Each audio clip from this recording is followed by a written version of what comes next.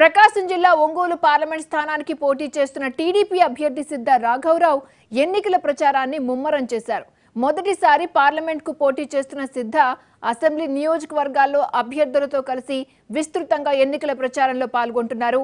ఒంగోలులో సిద్ధ రాఘవరావు కుటుంబ సభ్యులు సైతం ఎన్నికల ప్రచారంలో పాల్గొన్నారు.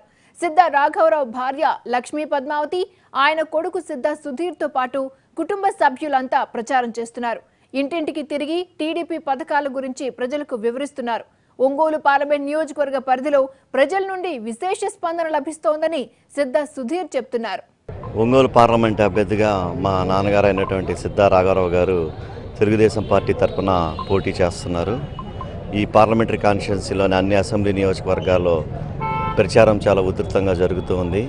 దానిలో భాగంగా ఈరోజు ఒంగోలులో ఉన్నటువంటి బాబుజీ కాంప్లెక్స్ మార్కెట్లో నాన్నగారి ప్రచారం నిమిత్తం మేము ఇక్కడికి రావడం జరిగింది. ఇక్కడ స్పందన ఎంతో బాగుంది. ఎంతో ఆనందంగా మమ్మల్ని రిసీవ్ చేసుకొని రేపు రాబోయే ఎన్నికల్లో ఎంపీగా సిద్ధ రాఘవరావు గారిని, ఎమ్మెల్యేగా దామచల జనార్దన్ రావు గారికి ఓట్లేసి గెలిపిస్తామని ఇక్కడ అందరూ ఎంతో చెప్పడం జరిగింది. ఎంతో ఆనందంగా ఉంది. నారా చంద్రబాబు నాయుడు చేసే సంక్షేమ పథకాలు కానివ్వండి, వ్యాపారస్తులకి ఆయన ఇచ్చిన బెనిఫిట్స్ కానివ్వండి, ఇవన్నీ కూడా ఎంతో ఆకర్షితులవుతున్నారు. మంచి మెజార్టీతో వీళ్ళు గెలుపొందుతారని ఆశిస్తూ సెలవు తీసుకుంటారు.